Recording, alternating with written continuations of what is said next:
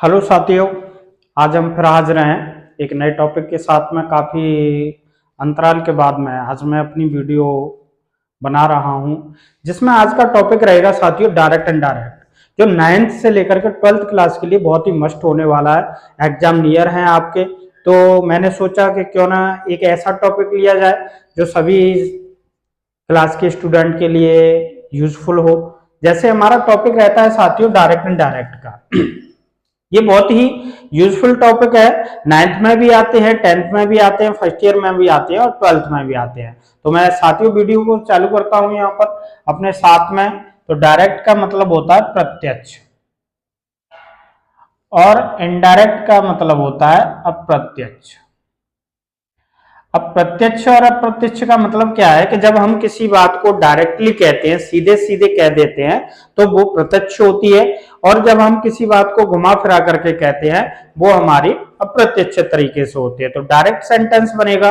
अब इसमें कुछ मस्ट रूल होते हैं, वो सभी जैसे आप लोग जो 9th के स्टूडेंट हैं वो थोड़ा सा क्लियरली तरीके से समझने की कोशिश करेंगे, लेकिन 10th फर्स्ट ईयर 12th वाले स्टूडेंट है वो कुछ रूल्स ऐसे हैं जिन्हें जनरली आप सभी लोग जानते हैं। जैसे सेंटेंस हमारा आया, Ram said comma inverted comma Hari is a singer.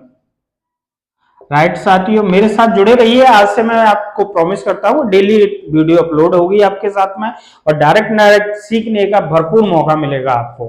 तो Ram said Hari is a singer, तो यहाँ पर साथियों ये हमारा कॉमा होता है। जैसे हम रूल कराएं कि कॉमा से पहले आने वाले वाक्य को रिपोर्टिंग वर्ब कहते हैं, तो ये कॉमा साथियों, तो ये सेंटेंस जो है हमारा राम सेड, ये हमारा रिपोर्टिंग वर्ब का सेंटेंस होता है, रिपोर्टिंग वर्ब। और इसे साथियों शॉर्ट में आरवी भी बोल देते हैं। और ये हमारे होते हैं इन्वर्टेड कॉमा, इसके अंदर जो होता है ना ये सेंटेंस हमारा रिपोर्टेड स्पीच या रिपोर्टिंग पार्ट, रिपोर्टेड स्पीच या रिपोर्टिंग पार्ट, इसे शॉर्ट में हम साथियों कहते हैं आरएस। तो यहां से आगे के जो सेंटेंस मैं कराऊंगा या जिसमें बोलूंगा तो आरबी और आरएस शॉर्ट में कहूंगा, जिससे आप आसानी से समझ सकें कि आरबी का वाक्य कौन सा है और आरएस का वाक्य कौन सा है। साथियों इसमें होता क्या है कि ये हमारा सेंटेंस है, इसमें ये स्पीकर होता है, कहने वाला। स्पीकर माने कहने वाला है, बोलने वाला। ये अपनी बात को इस सेंटेंस के अंदर कहता है। हरी इज ए सिंगर, यानी राम ने कहा, तो राम कौन हो गया यहाँ पर? स्पीकर, बोलने वाला हो गया। किसके बारे में बोल रहा है? हरी के बारे में, हरी इज ए सिंगर। तो ये अपनी बात को इस इन्वर्टेड कॉमा के अंदर रखता है जो स्पीकर होता है। अब स्पीकर भी होता है, इसमें लिसनर भी होता है, और जिसके बारे में अबाउट टू टॉकिंग होती है वो भी होता है। तो धीरे धीरे ये बिल्कुल शुरुआत है अभी साथियों, एक शुरुआत करने वाला बच्चा भी जिसने कभी डायरेक्ट नहीं सीखे हो अपनी लाइफ में, वो इस वीडियो से जुड़ सकता है और बहुत ही आसानी से सीख सकता है।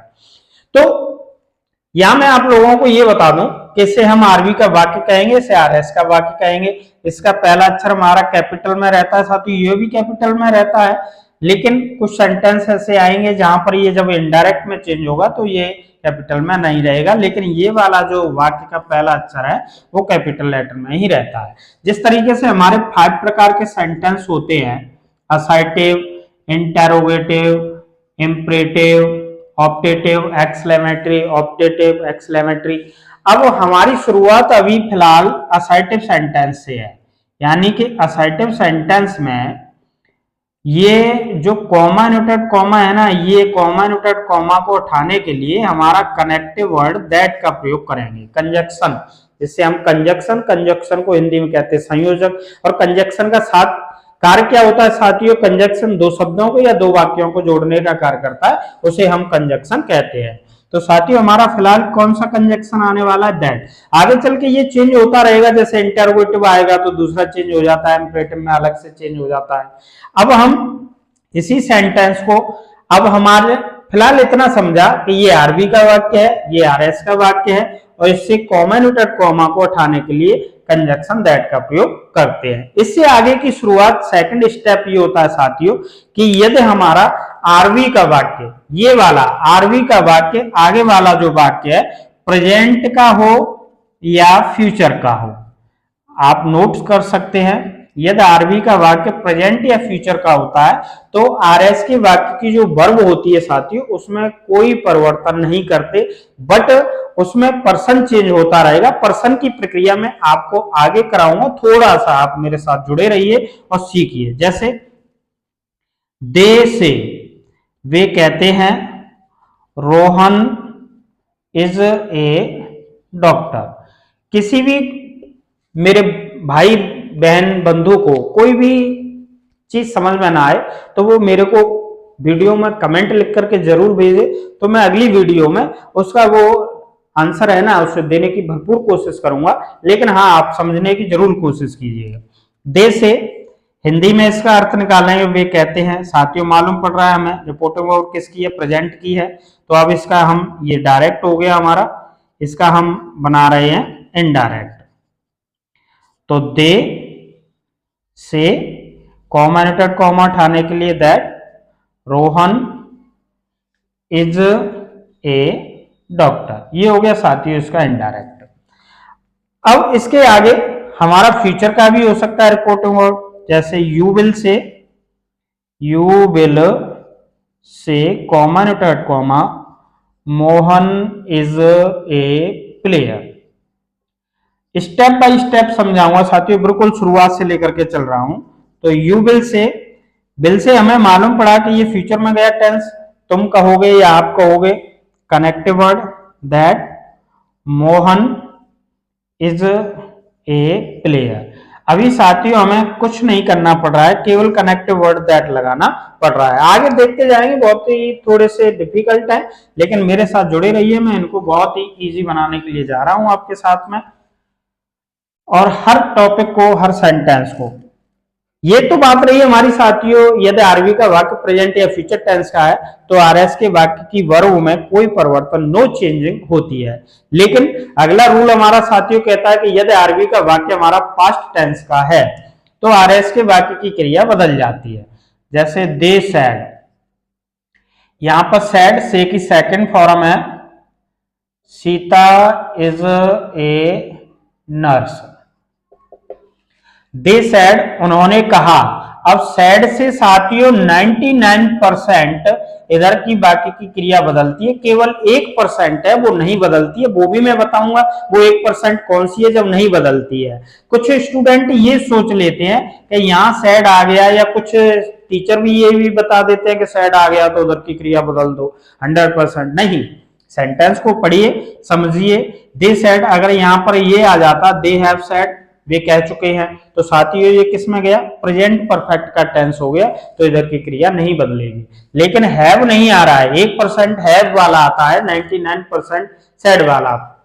तो दे सैड, उन्होंने कहा, पास्ट में गया, तो ये यहां से प्रक्रिया चालू हो जाती है साथियों, चेंज इनटू करना है। जैसे हमारे अभी हम यूज के लेके चल रहे हैं, यूज होता है जैसे इज एम आर यूज होता है।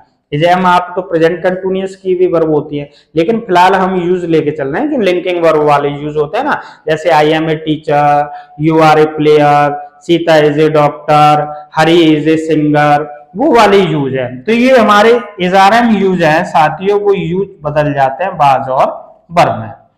और ऐसे ही यूज वाज और वर हैं, आप नेट पे भी सर्च करने की कोशिश करोगे तो इसमें मेरा मानना साथियों ये है कि ये यूज के तौर पर है तो नो चेंज रहेंगे, लेकिन कुछ जगह पर ये हेडबीन में भी दिखाता है। तो मैं यहाँ पर आपका डाउट क्लियर कर देता हूं। अगर यूज है जैसे हरी वाज ए सिंगर, हरी एक गायकार था, तो वो नो चेंज रहेगा। लेकिन ये हरी वाज गोइंग टू मार्केट, हरी बाजार जा रहा था, पास्ट कंटिन्यूअस का है, वो कंडीशन यहाँ हेडबीन में नेट पर सर्च करा देती है। लेकिन नेट की बातों में नहीं, मैं जो बता रहा हूं आप उस पर ध्यान दीजिए, 100% कोई फॉल्ट नहीं होगा। यूज ऑफ हैज और हैव है साथियों, वो हैड में चेंज हो जाता है, और हैड है हमारा वो भी नो चेंज रहता है। मैं पहले ही बता रहा हूं ये यूज है, रखता है या पास है के यूज में आता है। I have a book, you have two bag, उनमें ये यूज है। तो अब हम इसे चेंज करेंगे साथियों, यहां से समस्या थोड़ी सी। दे सेड दैट सीता, अब इज सिंगुलर है तो वॉज सिंगुलर में ही चेंज होगा, वॉज ए नर्स। दूसरा एग्जाम्पल देखेंगे साथियों, रोहन सैड, रोहन ने कहा हरी वाज ए डॉक्टर, हरी एक डॉक्टर था। अब यहां ये केवल यूज का कार्य कर रहा है साथियों, तो Rohan sad that Hari was a doctor, ये नो चेंज रहता है। तो इस तरीके से मैंने ये चेंज इनटू रख दिया। आप भी नोट करते जाइए, साथ ही साथ कॉपी में कहीं पर ये सारे रूल नोट करते जाइए और इनको याद करने की कोशिश कीजिए, जिससे कि आपको आगे करने में कोई प्रॉब्लम नहीं हो। ये तो हमारा यहाँ तक था। हर एक टॉपिक है, आपको क्लास मिस नहीं करनी है, रोजाना वीडियो में डालूंगा, वीडियो को जरूर देखने की कोशिश करें और गारंटी देता हूं मैं 100% आपकी समझ में डायरेक्ट क्लियर हो जाएंगे। आगे रूल कहता है साथियों कि यदि आरबी के वाक्य में ऑब्जेक्ट दिया हो, ऑब्जेक्ट यानी कर्म दिया हो, तो से टू को टेल में, से टू को टेल में, सेज टू को टेल्स में और सैड टू को टोल्ड में बदल देते हैं साथियों। ऑब्जेक्ट आता है तब की बात है, अगर ऑब्जेक्ट नहीं दे रहा है तो नहीं बदलेंगे। जैसे हरी सेज टू मी, हरी मुझसे कहता है, रोहन इज ब्रेव, रोहन बहादुर है। तो हरी, अब यहां पर सेज टू किस में बदल जाएगी साथियों, टेल्स में।